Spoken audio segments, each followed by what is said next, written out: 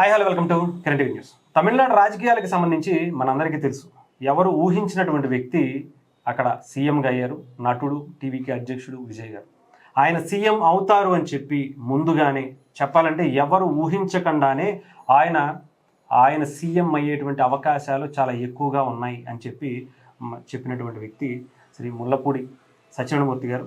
ఎందుకంటే ఆయన మనందరికీ తెలుసు అమ్మవారి ఉపాసకులు, జాతకాలకు సంబంధించి, జ్యోతిష్యులకు సంబంధించి చాలా ఎక్కువగా ఆయన చెప్పేటువంటివి కూడా చాలా వరకు నిజమయ్యేటువంటి పరిస్థితులు ఉన్నాయి. సో ఇప్పుడు విజయ్కి సంబంధించిన దాంట్లో కూడా ఆయన చెప్పింది అక్షరాల నిజమైనటువంటి పరిస్థితి కూడా కనిపిస్తుంది.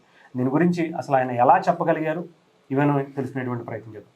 గురుగారు నమస్తే. నమస్కారం సార్. హరీష్ గారు. గురుగారు, మీరు ఆ రోజు మనమే మాట్లాడుకున్నాం ఇంటర్వ్యూలో విజయ్కి అయ్యేటువంటి అవకాశాలు ఉంటాయి అంటే మీరు చాలా క్లియర్ గా చెప్పేశారు. బట్ ఎవరు ఊహించలేదు, నేను కూడా నమ్మలేదు. అక్కడ ఆయనకి మహా అయితే సర్వేలన్నీ కానీ ఇంకొకటి కావచ్చు 20వ 10వ అని చెప్పి అంటున్నారు. బట్ ఎలా అసలు అది ఎలా చెప్పగలిగారు? అంటే జాతకంలో ఆయనకి చాలా గొప్ప యోగాలు ఉన్నాయి. అక్కడ మనకి కర్కాటక లగ్నం అయింది. కర్కాటక లగ్నం రీత్యా మనకి గురుడు మనకి వ్యయస్థితిలో ఉండడము ప్లస్ కుజుడు 15 మే తర్వాత మనకి మేషరాశిలోకి వచ్చిందనమాట.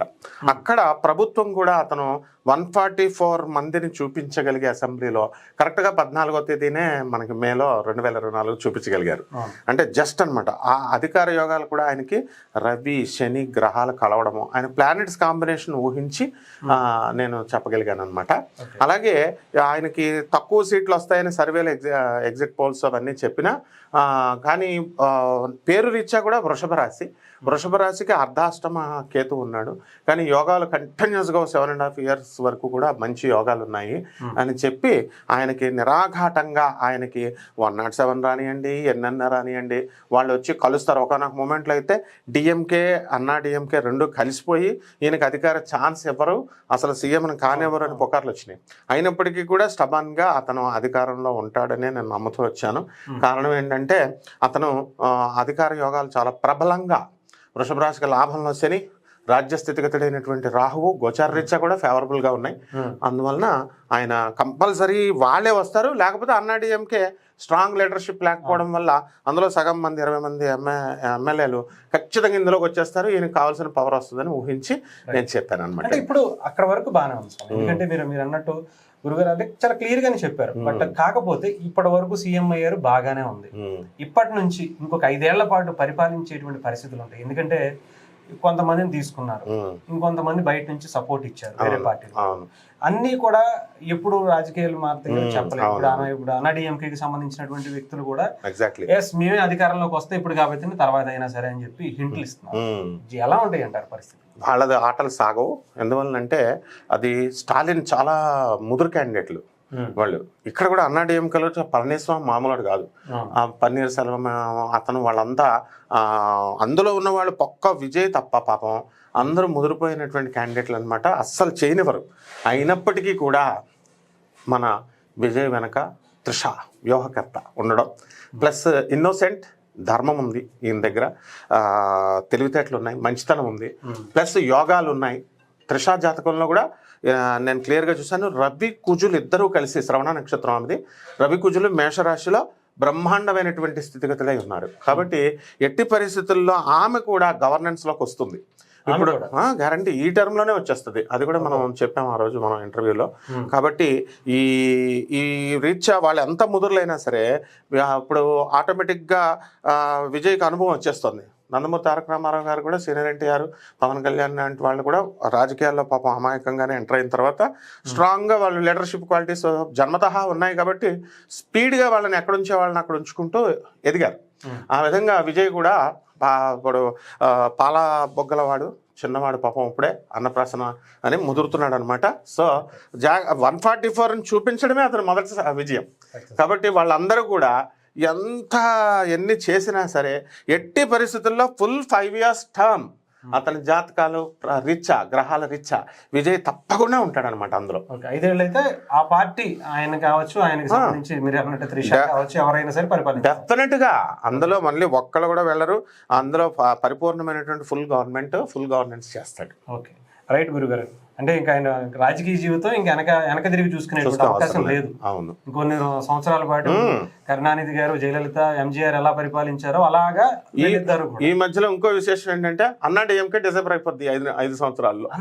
అన్నా డిఎంకే ఎందుకంటే అక్కడ స్ట్రాంగ్ లీడర్షిప్ లేదు, పళనిస్వామి మీద గుడ్ విల్ లేదు. ఇప్పుడు స్టాలిన్ ఏమో స్ట్రాంగ్ లీడరు, కానీ అతను మా బయట చెప్పేంత స్వీట్గా అతని మెంటాలిటీ ఏమంత స్మూత్ కాదని జనాలకు తెలుసు. అందువల్ల సనాతన ధర్మం పైన దాడి, ఇలా కొన్ని విషయాల్లో వాళ్ళకి ట్రాన్స్పరెన్సీ లేనటువంటి వ్యక్తి అని తమిళనాడు ప్రజలకు తెలుసు. కాబట్టే ఈ రెండిట్లతో విసిగిపోయారు వాళ్ళు 40 సంవత్సరాలు.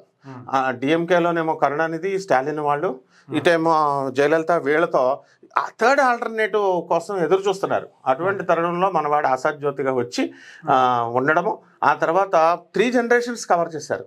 ఎలా అంటే అమ్మమ్మలు వేశారు ఓట్లు, తల్లులు వేశారు, యంగ్ జనరేషన్ మొత్తం ఓట్లు వచ్చిన వాళ్ళంతా కూడా విజయ్కి వేసేసారు. నిజం చెప్పాలంటే నాకు ఆ ఎలక్షన్ అయిపోయిన తర్వాత ఫస్ట్ ఫోన్ కంచి దేవస్థానం నుంచి వచ్చింది. అక్కడ పూజారులు, అక్కడ భక్తులు ఉన్నారు, వాళ్ళు చేసుకుంటూ సార్ ఇక్కడంతా విజయ్ వచ్చేసాడు కదా మీరు అన్నట్టుగా, మొత్తం రోడ్లన్నీ అసలు ఖాళీలు లేవు సార్ అందరూ అంటే నేనన్నా అది ఎక్కడ చెన్నైలో జరుగుతుంటే కంచిలో ఏముందమ్మా అన్న అంటే తెలంగాణ మొత్తం తమిళనాడు అంతా సెలబ్రేట్ చేసుకుంటున్నారు సార్, మొత్తం అసలు రోడ్లు ఖాళీ లేవు, అంతా సంక్రాంతి పండుగలా సెలబ్రేట్ చేసుకుంటున్నారు సార్ అని చెప్పారు వాళ్ళు. అంటే ప్రజలు ఇష్టపూర్వకంగా చేసినప్పుడే ఉత్సవంగా జరుపుకుంటారు. కాబట్టి ఇష్టపూర్వకంగా వేశారు కాబట్టి కంపల్సరీ ఏమాత్రం స్టాలిన్ పిచ్చి వేషాలు వేసినా, ఏమాత్రం అన్నా డిఎంకే వేసినా రామ్లాల్ గతే ఖచ్చితంగా పడుతుంది ఇప్పుడున్న గవర్నర్కి కూడా. ఎందుకంటే సీనియర్ ఎన్టీఆర్ అప్పుడు వెళ్ళినప్పుడు నాదెండ్ల భాస్కర్ రావు వెన్నుపోటు పొడిచినప్పుడు రామ్లాల్ని అనే గవర్నర్ ఇందిరాగాంధీ మాటలు విని ఆయన బర్తరఫ్ చేసి నాదెండ్ల భాస్కర్ రావుని నించోపెట్టినప్పుడు ప్రజలంతా కూడా ఉద్యమించి నా భూతో నా భవిష్యత్తు ఏ ముఖ్యమంత్రికి లేని విధంగా మళ్ళీ ఆయన ఎన్టీఆర్ గారిని మళ్ళీ తిరిగి సీఎం కుర్చీలో కూర్చోబెట్టారు. అలాగే విజయ్ మీద ఏమి చిన్న హాని జరిగినా సరే మొత్తం తమిళనాడు ప్రజలంతా కూడా ఉద్యమించి కంపల్సరీ మళ్ళీ ఆయన నుంచోబెడతారు. చాలా బేస్ చాలా, ఎందువల్లంటే రజనీకాంత్కు ఉంది ఫ్యాన్ బేస్, కానీ ఉపయోగం ఏంటి, ఆయన ధైర్యం చేయాలి. ఈయన ఫ్యాన్ బేస్ స్టైలిష్ హీరోగా క్రియేట్ చేసుకుంటూ వచ్చేసాడు రజనీకాంత్లా. అండ్ ఉండింది పోతే పోయింది, మొత్తం నో కొయిలేషన్ నో ఎలియన్స్ అని చెప్పేసి వేశాడు. వేస్తే ధైర్య సాహసే లక్ష్మీ విజయం వస్తుంది. కాబట్టి ఇప్పుడు కూడా ధైర్యంగానే ఆయన పరిపాలన చేస్తాడు. ఎవ్వరు కూడా స్టాలిన్కి ఛాలెంజ్ కావలిస్తే ఆయన దమ్ముంటే ఆయన పడగొట్టమని చూద్దాం. నెవర్. స్టాలిన్ అలా ఫూలిష్ ఫెలో కాదు, స్టాలిన్ అలా పడగొట్టేవాడైతే. అందుకే ఒక డైలాగ్ వేసాడు ఆయన, 1 సంవత్సరం పాటు ఆయన చేయనియండి అని. అన్నా డిఎంకే కలుద్దామని డిఎంకేతో అన్ని ఆ ప్రపోజల్స్ ఇచ్చినా వెంటనే ఇది చేయడు, డేర్ చేయడు. కాబట్టి అతనికి బాగా తెలుసు ఎట్టి పరిస్థితుల్లో డిస్టర్బ్ చేయడు. రైట్ సార్, చూద్దాం. ఎందుకంటే థర్డ్ ఆపర్చునిటీకి, థర్డ్ ఏదైతే 3వ ప్రత్యామ్నాయం అనేటువంటి పార్టీ ఉందో దానికైతే అవకాశం ఇచ్చారు ఇప్పుడు. సో దాని మీద ఎంత సక్సెస్ అవుతుంది అనేది గురుగారు అయితే చాలా కాన్ఫిడెంట్ గా చెప్తున్నారు. ఎలా అయితే ఆయన సీఎం అవుతారు అని చెప్పారో ఇప్పుడు అదే దాన్ని కొనసాగిస్తూ కొన్ని దశాబ్దాల పాటు ఆ పార్టీ భావజాలానికి సంబంధించినటువంటి వ్యక్తులు కూడా సీఎంగా ఉంటారని కూడా చెప్తున్నటువంటి పరిస్థితి.